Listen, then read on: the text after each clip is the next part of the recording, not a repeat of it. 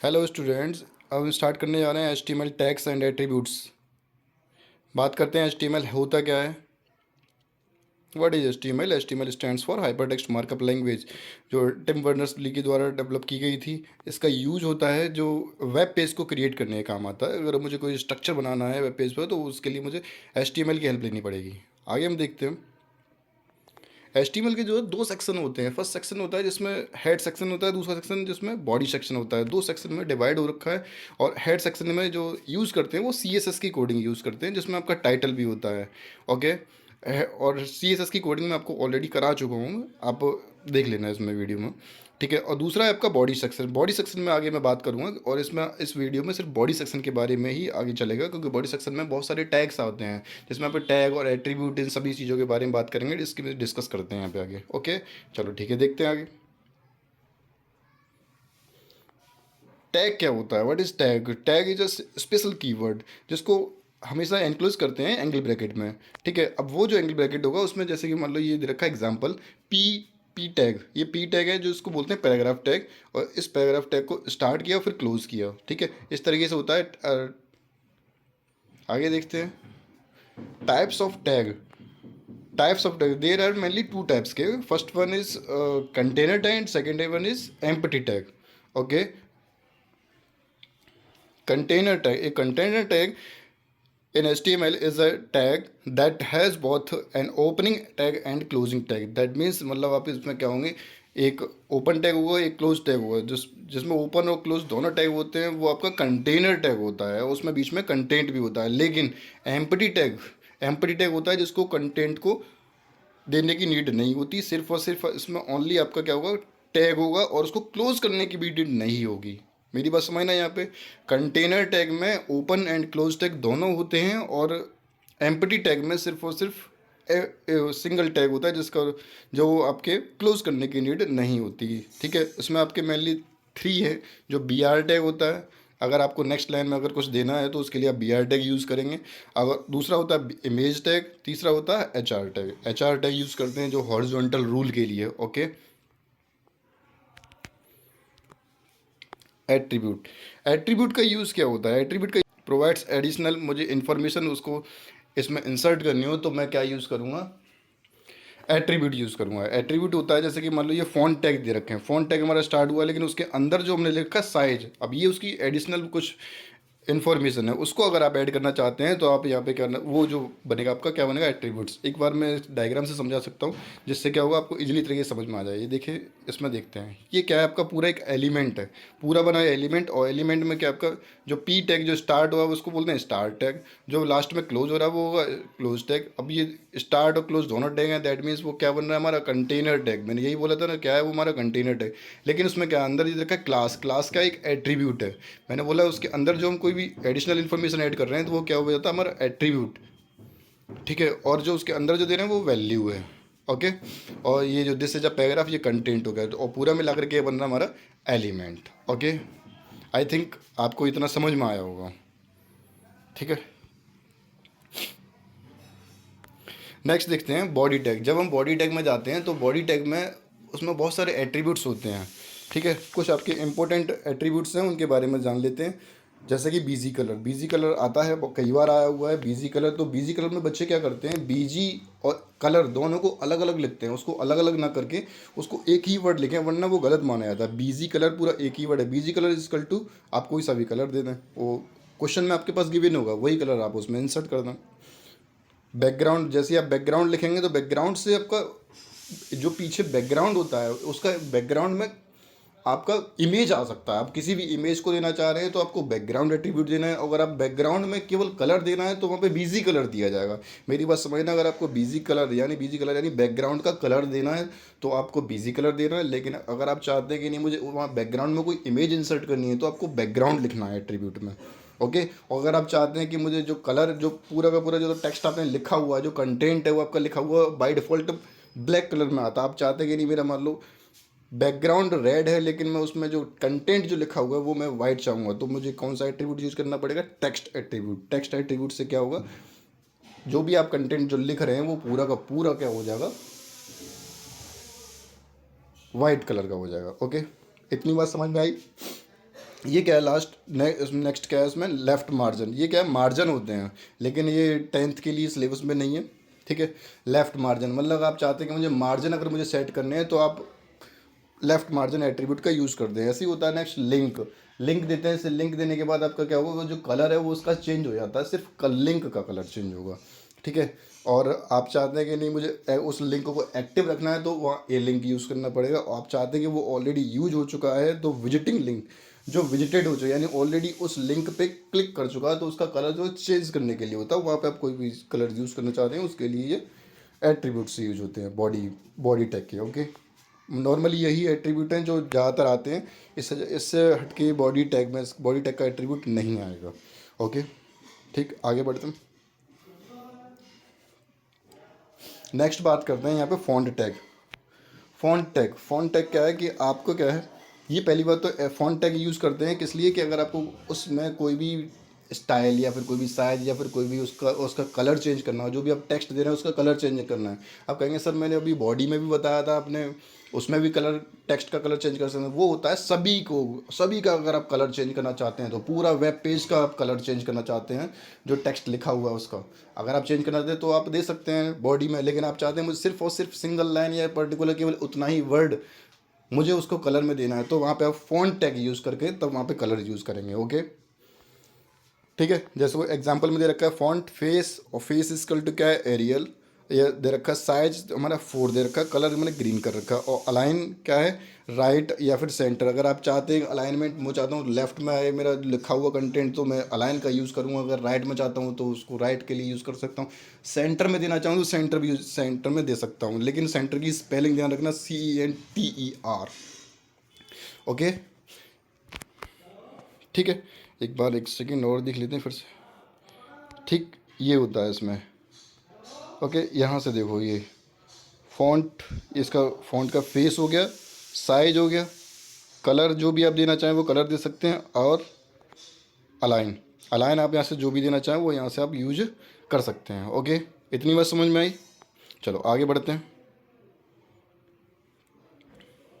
ठीक, नेक्स्ट देखते हैं text formatting. Text formatting important है, इसमें से थोड़ा बहुत कुछ ना कुछ इसमें से आ ही जाता है, जैसे कि P टैग हो गया, B टैग हो गया, बेसिक टैग है ये नॉर्मल है, ठीक है। ये ज़्यादातर पूछ लिए जाते हैं, P tag, B tag, I tag, U tag, ये किस लिए होता है। P टैग मैंने बताया, P क्या होता है पैराग्राफ, और B होता है बोल्ड टैग के लिए। बोल्ड बोल्ड अगर मुझे कोई भी कंटेंट है उसको बोल्ड करना हो, जैसे हाईलाइट करते हैं ना, तो उसको अगर बोल्ड करना है तो B टैग यूज़ करेंगे। I टैग यूज़ करते हैं इटैलिक के लिए, अगर मुझे कंटेंट जो लिखा हुआ है उसको थोड़ा तिरछा लिखना है तो मैं क्या करूँगा, इटैलिक यूज़ करूँगा। और U टैग अंडरलाइन के लिए यूज़ करते हैं, ये आप जानते हैं, ठीक है। और एक और होता है सेंटर। सेंटर अगर आप चाहते हैं कोई कंटेंट को सेंटर में आने के नहीं, तो मैंने अभी एक बताया था अलाइन इजकल टू सेंटर, यानी एट्रीब्यूट में भी आप अलाइन इजकल टू सेंटर देते हैं तब भी आएगा। और अगर आप चाहते हैं कि नहीं मैं सिर्फ सेंटर टैग का ही यूज़ करूँ, तब भी आपका जो कंटेंट जो आपने लिखा है वहाँ पर भी आपका सेंटर आएगा। अच्छा, ये ध्यान रखना, ये जो मैं बता रहा हूँ ये टैग हैं, तो क्या आपको क्या लगता है ये जो टैग है ये कंटेनर है या एम्प्टी टैग है। मैंने अभी बताया भी है ये कंटेनर है या एम्प्टी टैग होते हैं, तो उनके बारे में बताया। अब ये बताइए, मैं अब यहाँ से पूछ रहा हूँ कि ये जो टैग हैं ये कंटेनर टैग हैं या एम्प्टी टैग हैं। ये कंटेनर टैग है, क्यों, क्योंकि इनको इनको लिखने के बाद इनमें क्लोज भी करना पड़ेगा, इनको क्लोज करना पड़ेगा, इसके अंदर जो कंटेंट है वो देना पड़ेगा, तभी आपका क्या होगा, ये वर्क करेगा, ओके। नेक्स्ट टैग, नेक्स्ट हमारा ये है सबस्क्रिप्ट और सुपरस्क्रिप्ट टैग। ये बहुत इंपॉर्टेंट है, ये मोस्टली क्वेश्चंस आते ही आते हैं, बच्चे इसको बहुत ज़्यादा गलत करते हैं, ठीक है। अब यहाँ पे हम डिस्कस करते हैं, ठीक है, यहाँ पे हम डिस्कस करते हैं इसके बारे में। ये क्या करता है कि एस यू बी यानी सबस्क्रिप्ट, और SUP, और SUP होता है सुपरस्क्रिप्ट, सबस्क्रिप्ट सुपरस्क्रिप्ट, ठीक है। अब इसके बारे में देख लेते हैं कि ये किस तरीके से काम करता है। ये देखो यहाँ से, जैसे कि H2SO4, टू जो है इसमें आपका नीचे लिखा लाइन से बिलो में है, ओके। जब लाइन से बिलो में है तो वहाँ पे जो टू को हमें क्या करना है, उसको चेंज करना है, तो उसको लिए हम क्या करेंगे, एश हमने सेम लिखा वैसा का वैसे, क्योंकि हमें इसमें कुछ चेंज करना नहीं है, हमें टू में चेंज करना है। तो ये टू लिखना है तो उसके लिए हमें क्या देना पड़ेगा, एस यू बी। सब टैग हमने यूज़ किया और सब टैग को क्लोज कर दिया, बीच में उन्हें क्या दे रही है, टू, तो वो टी टू क्या होगा, नीचे आएगा आपका। ठीक है, ऐसे ही एस ओ आपका बेसिक है, सिंपल है, जो सिंपल देना। लेकिन फोर है वो आपको लाइन से नीचे लिखना है, तो लाइन से लिखने के लिए आपको करना पड़ेगा एस यू बी देना पड़ेगा टैग, तब आपका फोर उसमें दे देंगे। तो आपका जो फोर है वो सामने ना आकर के वो कहाँ आएगा, नीचे आएगा, थोड़ा बिलो में आएगा। लाइन से बिलो में जब आता है तो वहाँ पे हम कौन सा यूज़ करते हैं, सब स्क्रिप्ट। ये बहुत इंपॉर्टेंट है टैग, ये मोस्टली क्वेश्चंस आता है। ठीक है, नेक्स्ट देखते हैं S U P. S U P होता है super script tag. Super script होता है अगर मुझे लाइन से ऊपर अगर लिखना होता है, जैसे कि एक्स स्क्वायर, बाई स्क्वायर, या फिर ए प्लस बी का होल स्क्वायर, जब टू मुझे ऊपर लिखना है, मतलब स्क्वायर या क्यूब ये सब मुझे जोड़ना होता है, तो वहाँ पे हम कौन सा टैग यूज़ करेंगे, एस यू पी। ठीक है, अब इसमें हमने दे रखा है, इसके लिए क्या करते हैं, यहाँ से देखो ये एक्स, ठीक है, ब्रैकेट वैसा का वैसे ही रखा है हमने, ब्रैकेट वैसे ही दिया, उसके बाद एक्स, उसके बाद एस यू पी, फिर टू हमने दिया, क्योंकि टू में क्या करना है, ऊपर लिखना हो, फिर एस यू पी क्लोज। ठीक है, और फिर हमने क्या कर दिया, प्लस बाई, क्योंकि मैं उसके बारे में तो मैं कुछ चेंज करना है, जो मैं चेंज करना है, जिसको मैं लाइन से ऊपर लिखना है, केवल उसी को ही S U P tag use कर दिया। जिसको मैं लाइन से केवल उतना ही हमें नीचे लिखना है, तो उसमें एस यू बी के अंदर लिख देंगे, बस हो जाएगा। बेसिक है, सिंपल है, लेकिन बहुत इंपॉर्टेंट है, लेकिन बच्चे इसमें बहुत गलती कर देते हैं, इसको गलत ना करना। ठीक है, मे बी अब आप आंसर इसका सही करेंगे। ठीक, नेक्स्ट हमारा बहुत ही इम्पोर्टेंट टैग है जिसका नाम है इमेज टैग। इमेज टैग के बारे में मैंने सबसे पहले बताया कि ये कैसा टैग है, एम्प्टी टैग, क्योंकि इमेज टैग को ना तो क्लोज करने की नीड होती, दूसरी बात जब क्लोज करने की नीड नहीं है, इसके अंदर कोई कंटेंट लिखने की जरूरत नहीं, केवल हमें क्या देना है, केवल टैग के अंदर ही सब कुछ यूज़ करना है। जैसे कि इमेज यूज़ करें तो जैसे कि मैंने यहाँ पे एग्जाम्पल दिया रखा है। ठीक है, इमेज कैसे देना है, IMG, और उसके अंदर हमारा एट्रीब्यूट यूज हो रहे हैं। इसके एट्रीब्यूट देख लें पहले, एट्रीब्यूट कौन कौन से हैं, सोर्स, SRC जो लिखा है दैट मीन्स सोर्स, और ALT का मतलब होता है ऑल्टरनेट, और तीसरा है अलाइन यानी अलाइनमेंट, फोर्थ है हाइट, और फिफ्थ है विड्थ।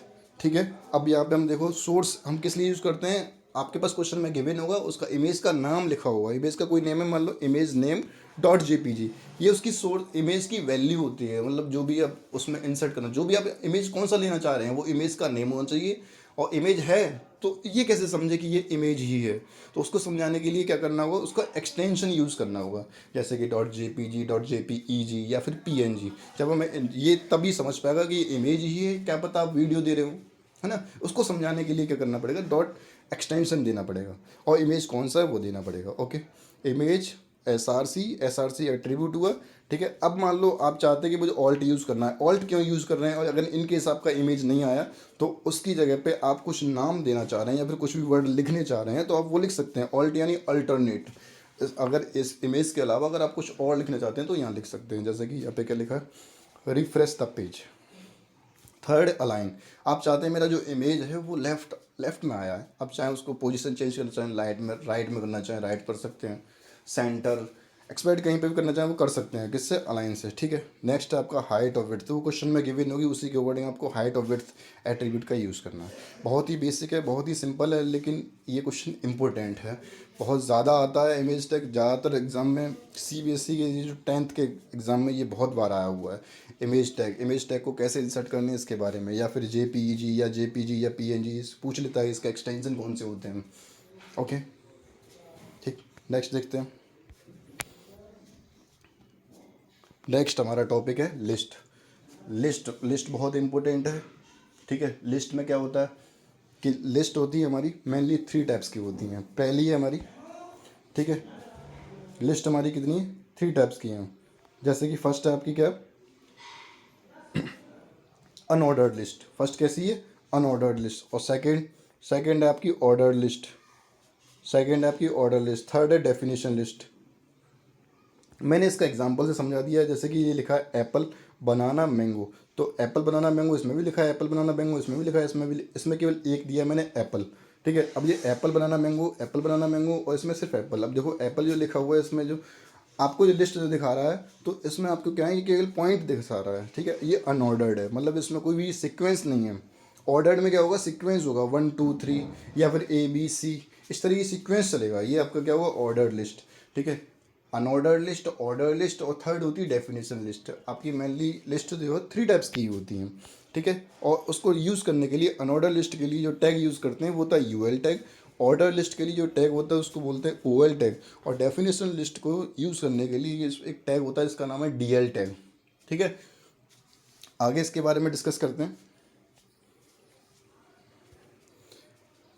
फर्स्ट है जैसे आपका अनऑर्डर लिस्ट। अनऑर्डर लिस्ट के लिए यहाँ पे यूज़ कर रहे हैं कि यूएल क्या है आपका अनऑर्डर लिस्ट, ठीक है। यूएल स्टार्ट किया, लास्ट में हमने क्लोज कर दिया, यानी कंटेनर टैग है, राइट, ठीक है। एल आई हमने स्टार्ट किया, एल आई क्लोज किया, लेकिन हमने क्या लिखा वहाँ पर एप्पल, दूसरा क्या बनाना, तीसरा क्या मैंगो। बेसिक हमने एल आई टैग यूज़ करते हैं लिस्ट के लिए, हमेशा एल आई टैग यूज़ करते हैं, लेकिन लिस्ट कौन सी है वो हमें ऊपर डिफाइन करना पड़ेगा कि यूएल टैग है या ओ एल टैग है या फिर डी एल टैग है, तभी तो इसको समझ में आएगा कि आप कौन सा यूज़ करना जा रहे हैं। लेकिन क्या आप उसमें जो यूएल में यूज़ करने जा रहे हैं उसके लिए जो एट्रीब्यूट्स होते हैं वो आपका मेन एक ही एट्रीब्यूट है जिसका नाम है टाइप, जो ज़्यादातर यूज होता है टाइप एट्रीब्यूट यूज। अब जो टाइप एट्रीब्यूट यूज़ करने के लिए उसमें 3 वैल्यूज़ होती हैं। इसकी 3 वैल्यूज़ आपको या तो वो पूछ सकता है या फिर आपको उसमें दे रखा होगा, तो आपको खुद समझना होगा कि वो कौन सी वैल्यूज़ को यूज़ करना चाह रहा है, ठीक है। जैसे कि फर्स्ट होता है सर्कल, दूसरा होता है डिस्क, थर्ड होता है स्क्वायर, ठीक है। बाय डिफ़ॉल्ट आपका डिस्क आता ही है, जैसे कि यूएल लिखा है तो मैंने यहाँ पे देखो ये है, तो अनऑर्डर लिस्ट। अब ये अनऑर्डर लिस्ट में जो ऑलरेडी दिख रहे हैं जो पॉइंट, ये डिस्क है, ठीक है। ये पॉइंट्स जो पॉइंट्स दिख रहे हैं वो डिस्क है, ठीक है। और अगर यही ब्लैंक भर दिया जाए वो सर्कल हो जाएगा, ओके। गोला कर दिया और ब्लैंक को अंदर से तो वो सर्कल हो जाएगा, और स्क्वायर बनाना तो वो स्क्वायर बन जाएगा, ठीक है। आगे देखते हैं, ठीक है। Type is the one attribute of the UL tag but 3 values given in your syllabus, ठीक है। 3 वैल्यूज आपके सिलेबस के अकॉर्डिंग दी गई है। नेक्स्ट देखते हैं। नेक्स्ट है आपका ओ एल। ओ एल होता है ordered list. O L tag किस लिए यूज़ करते हैं? ऑर्डर लिस्ट के लिए। अब ऑर्डर लिस्ट में भी क्या है, एक टाइप एट्रीब्यूट है, दूसरा स्टार्ट एट्रीब्यूट है, थर्ड एक और एट्रीब्यूट है जिसका नाम है रिवर्स्ड। टाइप एट्रीब्यूट आप कैपिटल ए से देना चाह रहे हैं या फिर स्मॉल ए से देना चाह रहे हैं, या फिर कोई भी नंबर यूज़ करना चाह रहे हैं 1 2 3, या फिर आप रोमन वैल्यू यूज़ करना चाह रहे हैं, या ठीक है इस तरीके से आप यूज़ करना चाह रहे हैं, उसके लिए आप क्या यूज़ करेंगे टाइप एट्रीब्यूट कि किस टाइप का है। जैसे कि यहाँ पे स्टार्ट मैंने देखो एक ये लिख दिया, एग्जांपल दिया है DEFG। अब ये मैंने इस तरह किया है, वैसे तो बाय डिफ़ॉल्ट ए से स्टार्ट होता ही है, ठीक है, लेकिन मैंने स्टार्ट लिखा है, जो स्टार्ट एट्रीब्यूट का यूज़ कर रहा हूँ, जो डी लिखा हुआ है, स्टार्ट एट्रीब्यूट लिखा है जिसमें start is equal to D, type is equal to है, यानी कि ABCD वाला स्टार्ट होना चाहिए, लेकिन स्टार्ट कहाँ से कर रहे हैं? डी से, तो DEFG। लेकिन अगर मैं यही रिवर्स लिख दूँ तो रिवर्स में क्या होगा, ये G ऊपर आएगा, उसके बाद F नीचे, और फिर E, फिर D, इस तरीके से आएगा, ओके। पहले G आएगा, फिर F आएगा, फिर D होगा, ठीक है, इस तरीके से आएगा। आगे देखते हैं। इसमें जो रिवर्स एट्रीब्यूट नहीं लगेगा, इसमें रिवर्स एट्रीब्यूट को मैं हटा दे रहा हूँ। यहाँ पे रिवर्स एट्रीब्यूट की ज़रूरत नहीं, क्योंकि रिवर्स एट्रीब्यूट लगाने के बाद आउटपुट जो होगा ये नहीं आएगा, आउटपुट आएगा GFED, ओके। लेकिन यहाँ पे केवल समझाने के लिए मैंने रिवर्स दे रखा था कि रिवर्स एट्रीब्यूट भी यूज़ कर सकते हैं, ओके। 3 एट्रीब्यूट यूज़ करते हैं। देखो थर्ड एक और है ये, ठीक है, इस एग्जांपल से समझते हैं। अच्छा लिस्ट हमने, अब हमने इतने 3 लिस्ट बताई थी। देखो तीसरी लिस्ट हमारी कौन सी? Definition list. डेफिनेशन लिस्ट पे भी देख लेते हैं पहले, उसके बाद मैं पीछे इस पर डिस्कस करता हूँ। डेफिनेशन लिस्ट का DL टैग, DL टैग में यूज़ करते हैं, लेकिन इसमें अंदर और भी होता है, 2 टैग और यूज़ करते हैं जिसका नाम है DT टैग और DD टैग। 2 टैग यूज़ करते हैं, पहला होता है DT टैग और DD tag. DT tag use करते हैं जैसे आप कोई डेफिनेशन लिखना चाहते हैं, मैंने बोला आपको 5 डेफिनेशन लिखनी है, तो डेफिनेशन की आपको पहले आप हेडिंग बनाएंगे, तो वो जो हेडिंग बना रहे हैं ना 5, तो वो पहला जो हेडिंग बनेगा तो वो क्या है? DT। उसके बाद अंदर जो ब्लू पेन से जो लिखेंगे, ब्लू पेन से जो आप लिखेंगे वो होगा आपका DD, यानी उसकी जो डेफिनेशन लिखना है वो होगा DD टैग यूज़ करेंगे, यानी डेफिनेशन टैग और डेफिनेशन डेटा, ठीक है जी। आप इस तरीके से आप यूज़ करते हैं। तो यहाँ पे हमारा आगे बढ़ रहे हैं, इसमें कोई और एट्रीब्यूट की ज़रूरत है नहीं, ठीक है। अब यहाँ पे देखते हैं, एक सेकेंड। अब यहाँ पे हम यूज़ करते हैं कि एग्जांपल देख लेते हैं इसका, नेस्टेड लिस्ट का। अब ये नेस्टेड लिस्ट क्या है? अभी आप कहेंगे सर आपने तो 3 ही लिस्ट बताई, order list, unordered list, definition, फिर नेस्टेड लिस्ट कहाँ से है? तो नेस्टेड लिस्ट इसका टाइप तो नहीं है, लेकिन लिस्ट के अंदर लिस्ट बन जाती है, उसी को बोल देते हैं नेस्टेड लिस्ट, ठीक है। एक लिस्ट के अंदर दूसरी एक और लिस्ट है, जैसे कि यहाँ पे लिखा है देखो 1 2 1 2 और 3, लेकिन इसके अंदर जो है अनऑर्डर लिस्ट है, यानी वहाँ पे डिस्क है। लेकिन ऊपर यहाँ पे क्या है, ऊपर आपका क्या है, ये ऑर्डर्ड लिस्ट है। तो वहाँ पे ऑर्डर लिस्ट है, तो सबसे पहले इन्होंने डिफाइन किया, देखो ओ एल से हमने स्टार्ट किया।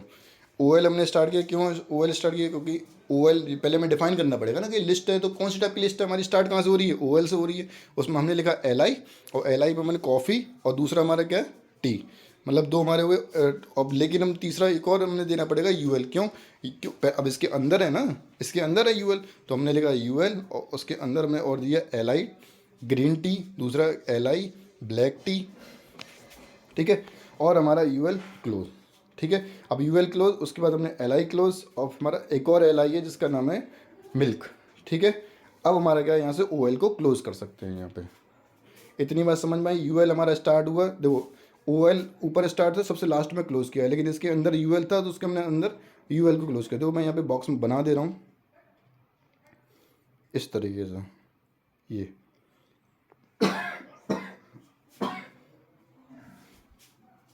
ठीक है, ये हमारा क्या हो गया, यू एल हो गया इसके अंदर, और ये पूरा बन जाएगा ओ एल, ठीक, ये पूरा क्या है इस तरीके से ओ एल।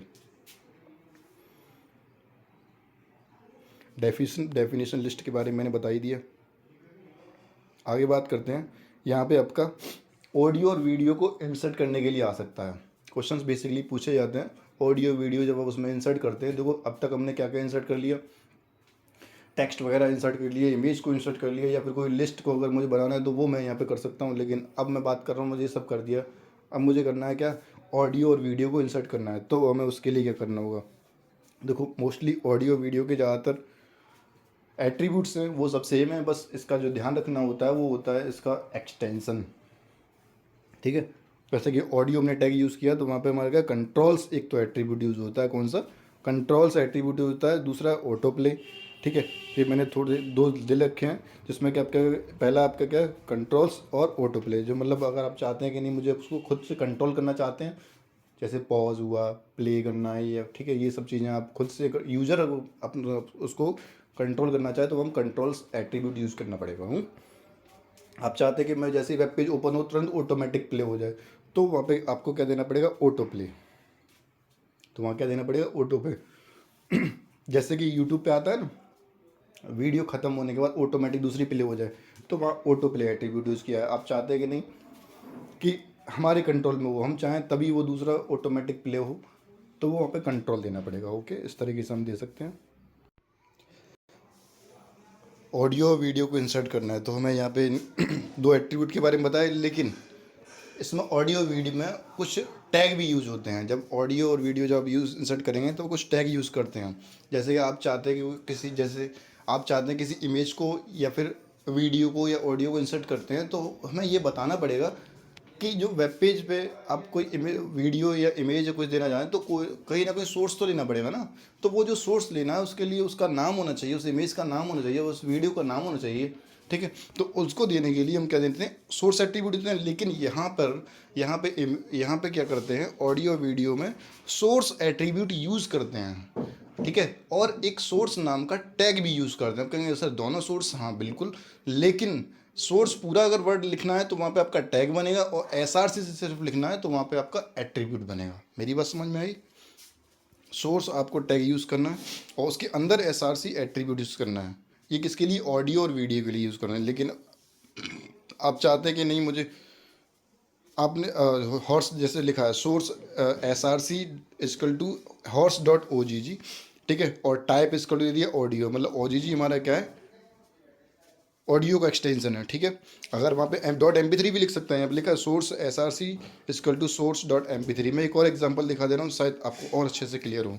ये देखिए, आपको ऑडियो का भी दे रखा है और वीडियो का भी दे रखा है, ठीक। यहाँ पे आप क्या कर सकते हैं, जैसे कि ऑडियो कंट्रोल्स लिखा है, ऑडियो कंट्रोल्स ऑटो प्ले, ठीक है, ये आपके एट्रीब्यूट्स यूज़ कर रहे हैं। इन्होंने एक लूप और एट्रीब्यूट यूज़ किया है, मतलब लूप होता है, मतलब एक कंप्लीट होने के बाद दोबारा आप फिर से उसको रिपीट, उसी को ही रिपीट करना चाहते हैं तो आप इसको स्टार्ट कर सकते हैं लूप को, कि आपकी वीडियो ख़त्म होने के बाद भी दोबारा फिर से और स्टार्ट करना चाहते हैं तो लूप यूज़ करेंगे, ठीक है। अंदर देखो दे रखा है सोर्स टैग, उसके अंदर S R C attribute is equal to song dot M P three, यानी जो सॉन्ग है उसका नाम क्या है, सॉन्ग लिख दिया है, song dot M P three, और टाइप क्या है, ऑडियो।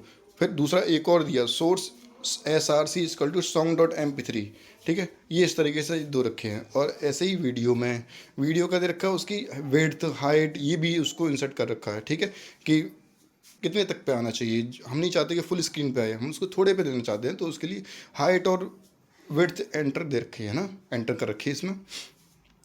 इतनी बात समझ में आई। वीडियो को इंसर्ट करना है तो उसके लिए MP4 एक्सटेंसन है, ठीक है, और MP3 एक्सटेंसन होता है ऑडियो के लिए। तो इन एक्सटेंशंस का ध्यान रखना होता है। मे भी आपको इतना समझ में आया होगा, ठीक है।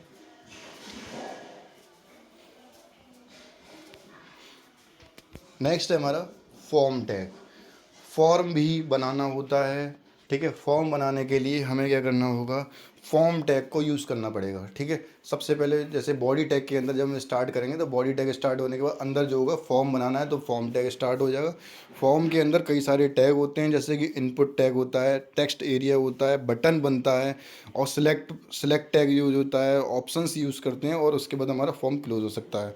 अब देखो ये यहाँ पे क्या कह रहे हैं कि किस तरीके से आपको यूज़ करना होता है, इसके बारे में डिस्कस करते हैं। देखो मैंने एक एग्जांपल दिया, जैसे कि मान लो ये आपका फॉर्म है, user name, password, city of employment, web server, ये आपका क्या है इस तरीके से बना हुआ है। अब ये देखो छोटे छोटे पॉइंट बने, जैसे कि please specify your roll number, ठीक है। अब आप यहाँ पे प्लीज़ स्पेसिफाई योर रोल, ये आपके बारे में बात करें तो यहाँ पे ये पॉइंट से बने हुए हैं, इसमें से किसी एक को सिलेक्ट कर सकते हैं ना। हाँ, तो इसमें से किसी एक को सिलेक्ट किया जा सकता है। यहाँ से मैं एक बार दिखा दे रहा हूँ, जैसे ये है, इसमें से आप किसी एक को सिलेक्ट कर सकते हैं, लेकिन ये है, इसमें से आपके मल्टीपल ऑप्शंस होते हैं जिसमें आप तीनों को भी टिक कर सकते हैं। ये आपका बटन बन गया, ठीक है, और ये आपका इस तरीके से बन चुके हैं इस तरीके, ठीक है। अब यही इनको समझाने के, जैसे फॉर्म दिया तो फॉर्म में आपको देना पड़ेगा इनपुट और उसमें क्या है आपका एट्रीब्यूट यूज़ हो रहा है। अब आप एट्रीब्यूट यूज़ हो रहा है वो क्या है आपका टाइप कि इनपुट देना है तो किस टाइप का होगा, आप किस तरीके का इनपुट देना चाहते हैं, मतलब यूज़र के द्वारा जो इनपुट किया जा सके वो। तो वहाँ पे क्या है, टाइप इक्वल टू टेक्स्ट, मतलब टेक्स्ट हमारा, यानी हम लिख सकते हैं यूज़र नेम में हम कोई नाम ही तो लिखेंगे ना, तो टाइप इक्वल टू टेक्स्ट, ठीक है। ये हमने बेसिक दिया। दूसरा दिया पासवर्ड, तो इसमें हमने टाइप इक्वल टू पासवर्ड दिया, जिससे कि हम कोई भी टेक्स्ट तो लिखेंगे ही, होगा टेक्स्ट ही, लेकिन ये पासवर्ड में क्या होगा, पासवर्ड आपको हिडन हो जाएगा, मतलब आपको एस्टरिस्क जो होता है ना, स्टार जिसको आप कहते हो, तो उस फॉर्म में आएगा, ठीक है। सिटी ऑफ एम्प्लॉय ये तो सेम वही है, ये input type equal to text बन जाएगा इसका, ठीक है। अब आया वेब सर्वर। वेब सर्वर में क्या है, यहाँ पर ये जो वेब सर्वर है, वेब सर्वर लिखा है ना, वेब सर्वर में चूज़ ए सर्वर, तो ये आपका क्या है, इसमें लिस्ट होगी। अब ये जो लिस्ट बनाने के लिए इसमें क्या करना होगा, आपको एक टैग यूज़ करना पड़ेगा, इसका नाम है सिलेक्ट में क्या है ऑप्शन दिया जाएगा, क्योंकि उसमें से किसी एक ऑप्शन को ही तो चूज़ करोगे, पूरे ऑप्शन को चूज़ करोगे नहीं, किसी एक ऑप्शन को चूज़ करना है इस लिस्ट में से, फॉर में से। तो उसको चॉइस करने के लिए हमें क्या करना पड़ेगा, ऑप्शन टैग का यूज़ करना पड़ेगा। मेरी बात समझ में आई। सिलेक्ट टैग के अंदर आपको क्या यूज़ करना पड़ेगा, ऑप्शन टैग।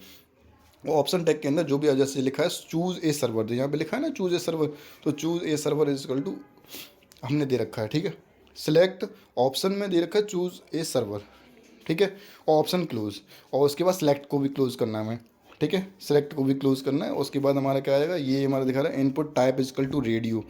जो रेडियो जो होता है, रेडियो बटन, ये जो रेडियो बटन है ये जो बनता है input type equal to radio. अब ये किस लिए होता है, किसी एक को चूज़ करना होता है तो ये रेडियो बटन बन जाता है, ठीक है। और ये नीचे जो स्क्वायर टाइप का जो दिख रहा है बटन, ये क्या है, चेक बॉक्स होता है, इसको क्या बोलते हैं, चेक बॉक्स। इसमें से आपके मल्टीपल ऑप्शंस को चूज़ कर सकते हैं, ठीक है। और लास्ट में क्या है, बटन, तो बटन इक्वल टू ये बटन टैग और लॉगिन और बटन टैग क्लोज, ठीक है। ऐसे ही दूसरा एक और है रीसेट, तो बटन टैग और रीसेट क्लोज, ठीक है। लेकिन इसमें एक चीज़ ध्यान रखना, पूरा मान लो हम इस तरीके से बना सकते हैं, लेकिन इसमें ध्यान रखना यूज़र नेम देने के बाद हमारा क्या है, पासवर्ड नेक्स्ट लाइन में है, तो हमें उसके लिए हमें BR टैग यूज़ करना पड़ेगा पहले, ठीक है। BR टैग यूज़ करने के बाद तब हमें पासवर्ड स्टार्ट करना है, फिर हमें input type equal to password, okay, इस तरीके से होता है। BR टैग देना मत भूलना, सभी में ही BR टैग देना पड़ेगा, तभी आपका नेक्स्ट लाइन में आएगा। लेकिन जैसे लॉगिन और रीसेट लिखा हुआ है, ये आपको नेक्स्ट लाइन में नहीं है, ये आपके केवल दोनों एक साथ हैं, तो आपको यहाँ पे BR टैग देने की नीड नहीं होगी, ओके, ठीक। आगे बढ़ें। नेक्स्ट सबसे इम्पोर्टेंट है जिसका नाम है टेबल बहुत ही इम्पोर्टेंट है, और बहुत सारे बच्चे हैं जिनको टेबल बनाना नहीं आती अभी भी। एग्ज़ाम आने को आ जाता है तब भी पास में, बिल्कुल पास में एग्ज़ाम होता है, लेकिन फिर भी टेबल बनाना नहीं आती है। तो इसके बारे में थोड़ा समझ लेते हैं। टेबल में हमारी इंपॉर्टेंट होते हैं। टेबल के लिए पहले बात तो ये, टेबल के लिए जो टैग यूज़ करना पड़ता है वो टेबल टैग, फॉर्म के लिए फॉर्म टैग, ठीक है। ऐसे ही टेबल के लिए टेबल टैग यूज़ करेंगे। जब टेबल टैग बनाए तो अब ये समझ जाएगा कि हाँ इसके अंदर टेबल के सारे टैग होंगे। इसमें सबसे इंपॉर्टेंट जो तीन ही टैग यूज़ किए जाते हैं, जिसका नाम है TR, TH और TD, तीन ही टैग यूज़ करते हैं, ठीक है। जिनका सबसे ज़्यादा यूज होता है, TR होता है टेबल रो। अगर आपको सबसे पहले रो, जब हम स्टार्ट करेंगे तो रो क्रिएट करेंगे, पहले हमारी रो क्रिएट होनी चाहिए जो हॉरिजॉन्टल वे में होती है, ठीक है। हमें रो को क्रिएट करनी है, उसके अंदर हमारे कई सारे सेल बन सकते हैं। जो जो सेल बनेंगे वो हमारे क्या हो गए, वर्टिकली जो हम बनाते जा रहे हैं सेल, वो हमारे TH या TD का टैग का यूज़ करके बना सकते हैं, ओके। नेक्स्ट है हमारा टेबल टैग के एट्रीब्यूट्स, देख लेते हैं कौन कौन से। फर्स्ट है आपका border, border, width, height, cell spacing, cell padding, BG colour, background, ठीक है। बॉर्डर, बॉर्डर आपके 1 से लेके 5 तक की कोई भी दे सकते हैं टेबल, और उसमें बॉर्डर इज इक्वल टू आप कुछ भी दे सकते हैं, बॉर्डर इज इक्वल टू जो भी, या फिर क्वेश्चन में गिवन हो सकता है कि इसका बॉर्डर ये है, तो आप उसके अकॉर्डिंग भी दे सकते हैं ना। 1 से लेकर के कोई 5 दे वैल्यू दे सकते हैं, तभी आपका बॉर्डर आएगा, अदरवाइज बॉर्डर नहीं आएगा। विड्थ, हाइट, ये आपके एट्रीब्यूट्स हैं, ठीक है। Cell spacing, cell spacing, cell padding, ये किस लिए होता है, देखो सेल स्पेसिंग, आप चाहते हैं मेरे कई सारे सेल्स हैं, उन कई सारे सेल्स से मिलकर क्या बनती है, एक टेबल बनती है, उन सभी सेलों के बीच में आप चाहते हैं मुझे स्पेस चाहिए, तो वहाँ पे आपको कौन सा एट्रीब्यूट यूज़ करना पड़ेगा, सेल स्पेसिंग, ठीक है। वहाँ आपको कौन सा यूज़ करना पड़ेगा, सेल स्पेसिंग, ठीक है। और दूसरा है आपका सेल पैडिंग। सेल पैडिंग में क्या होता है कि सेल और कंटेंट, यानी अंदर जो कंटेंट जो होता है सेल के, और बीच में कंटेंट होता है, उन दोनों के बीच में जो गैप होता है उसके लिए हम देते हैं सेल पैडिंग। बीजी कलर वही सेम जैसे कि बॉडी में बताया था मैंने बीजी कलर, वो पूरा बॉडी के लिए, ये केवल टैग के लिए, सॉरी टेबल के लिए, ये सॉरी क्या होता है, टेबल के लिए होता है। टेबल में आप चाहते हैं कि नहीं मुझे बैकग्राउंड में मुझे बैकग्राउंड चाहिए, बीजी कलर दीजिए, ठीक है। आप चाहते नहीं मुझे उसमें इमेज लाना है बैकग्राउंड में, टेबल में बैकग्राउंड में जो इमेज लाना है, तो बैकग्राउंड टैग यूज़ कीजिए और उसका URL देना पड़ेगा। सेम है जैसे कि हम वहाँ पे बॉडी में यूज़ करते हैं बीजी कलर और background colour, same as it is यहाँ पर भी यूज़ करते हैं। आगे बढ़ते हैं, इस एग्जाम्पल को देख लेते हैं टेबल के लिए, ठीक है। टेबल और बॉर्डर दे रखा है 1, टेबल टैग यूज़ किया, बॉर्डर इक्वल टू 1। अब देखो बॉक्स बना करके बाकायदा है, TR tag start, TR tag close, उसके अंदर देखा TH1, TH, तीन टैग यूज़ किए हैं। TH में क्या है, name, father's name, mother's name, ठीक है। तो देखो ये TH यूज़ कर रहे हैं, इसमें क्या है देखो बोल्ड हो रखा है, ये हेडिंग बन जाता है। TH का यूज़ होता है टेबल हेडर, ठीक है, टेबल हेडिंग बनाते हैं, उसके लिए यूज़ करेंगे TH टैग। अब देखो नेम, फादर्स नेम और मदर्स नेम, ये मैंने बोला था रो वाइज चलेगा।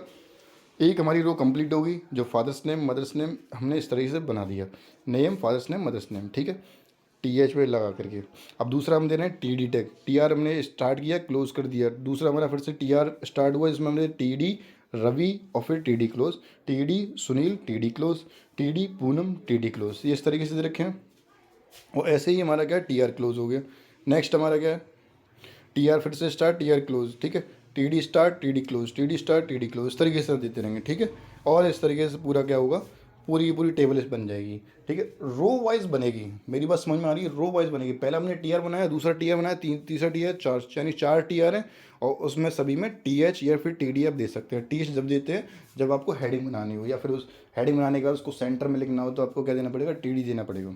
अच्छा इसमें एक चीज़ और होती है, आप चाहते हैं इस टेबल के ऊपर आप चाहते हैं कि मुझे कुछ भी हेडिंग बनकर आए, तो वहाँ पे आपको एक यूज़ करना पड़ता है टैग का नाम है कैप्शन टैग। कौन सा टैग यूज़ करना पड़ता है, caption tag, CAPTION, caption tag use करते हैं, ओके। वैसे आता नहीं है, अगर इनकेस आए कभी एग्जाम में तो आप कैप्शन टैग का यूज़ करेंगे, ओके। इसको देख लेते हैं, ये बहुत बार पूछा जाता है टेबल के अंदर ही, क्योंकि वो बेसिक टेबल है। तो इस टेबल के अंदर एक चीज़ और रख देते हैं जिसका नाम है रो स्पैन और कॉल स्पैन। स्पैन होता है इसमें रो और कॉल दो होते हैं, ठीक है। आप रो स्पैन कॉल स्पैन होता है, इसमें आपको कॉलम को या फिर रो को मर्ज करना हो, जब यानी कि मेरी बात समझ में आ रही हो कि दो सेल को जब हम मर्ज करने होते हैं, अगर आप हॉरिजॉन्टली अगर मर्ज कर रहे हैं, मेरी बात समझना, अगर आप हॉरिजॉन्टली करी, अगर आप उसको मर्ज कर रहे हैं, ये जो इस तरीके से मैं यहाँ पे इस तरह समझाता हूँ, ठीक है। ये आपने मर्ज किया, जैसे कि दो हॉरिजॉन्टली आपने मर्ज किए, ठीक है। ये जो हॉरिजॉन्टली जो मर्ज हुए ये क्या होता है, कॉल स्पैन। और ये कैसा, वर्टिकली, ये दो वर्टिकली स्पैन ये आपने मर्ज कर ली, ये क्या होगा, रो स्पैन। ओके, मेरी बात समझ में आई। रो स्पैन और कॉल स्पैन, ठीक है। और टी के अंदर या फिर टी के अंदर आप यूज़ कर सकते हैं, टी के अंदर यूज़ ना करें, ठीक है। टी और टी के अंदर ही यूज़ करते हैं। रो स्पैन इसमें यहाँ पे टू, देखो इधर से क्या हुआ है, एक सेल ये है रो स्पैन, ठीक है। ये रो स्पैन और ये क्या है, कॉल स्पैन, ठीक है। आप चाहते हैं जैसे देखा T D row span two, यानी कि दो रो, एक ये रही दो, एक ये है, इन दो रो को क्या किया, मर्ज कर दिया, तो क्या बनेगा, T D row span two, ठीक है। और यहाँ पे एक ये कॉलम और एक दूसरा ये कॉलम, ठीक है। इधर से दो कॉलम है तो T D column colspan equal to two, ठीक है। क्वेश्चन में आपको गिवन नहीं हुआ कि कॉलम कितने, कॉल स्पैन कितने मर्ज करने हैं या फिर दो रो स्पैन कितनी वैल्यू देनी, वैल्यू आपको मर्ज नहीं, वैल्यू आपको क्वेश्चन में गिवन नहीं होगी, वैल्यू आपको खुद समझनी होगी कि आपको कितनी देनी है, ठीक है। नेक्स्ट देखते हैं, एक और है इसमें जिसका नाम है linking of the web page. आपको वेब पेज को लिंक करना, जैसे कि दो वेब पेज हैं, आप चाहते हैं उन दोनों वेब पेज को एक दूसरे से लिंक करना, कि मैं इस पर क्लिक करूं तो दूसरा वेब पेज ओपन हो जाए, तो उसके लिए आपको करना, लिंक करना पड़ता है, ठीक है। जैसे कि अब उसको यूज़ करने के लिए हमें कौन सा टैग यूज़ करना पड़ेगा, एंकर टैग यूज़ करते हैं। क्या है, कौन सा टैग, एंकर टैग यूज़ करते हैं, ANCHOR, ठीक है। एंकर टैग यूज़ करते हैं और एंकर टैग का यूज़ करने के लिए ए लिखते हैं। क्या लिखते हैं, ए टैग, ए टैग है लेकिन पूरा नाम लिखते हैं इसका एंकर। पूरा नाम क्या होता है, एंकर, लेकिन टैग का यूज़ करने के लिए कौन सा टैग यूज़ करेंगे, ए टैग।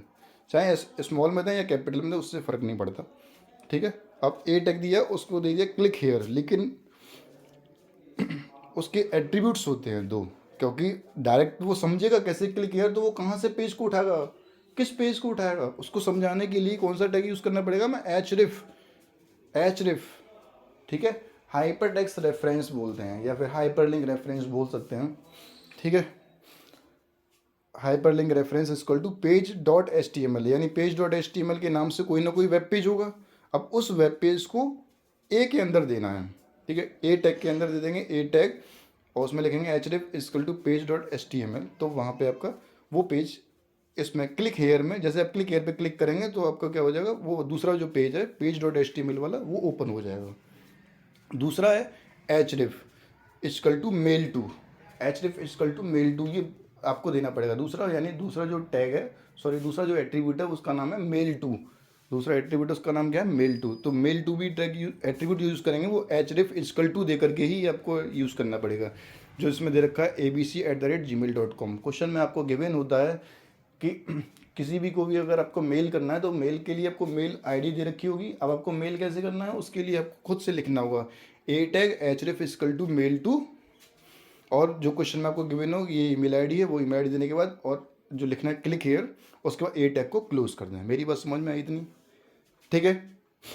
मैंने सिर्फ और सिर्फ, मेरा भी इस वीडियो में केवल यही मोटिव था कि टैग और एट्रीब्यूट्स के बारे में समझ में आए, थोड़ा सा रिवीजन हो जाए आपका उसमें, जैसे ही आपका एग्ज़ाम देने जाएंगे तो आपको बहुत ज़्यादा इसमें हेल्प मिलेगी, ठीक है। थैंक यू और बेस्ट ऑफ लक, आप सभी का एग्ज़ाम बहुत अच्छा जाए, ठीक है।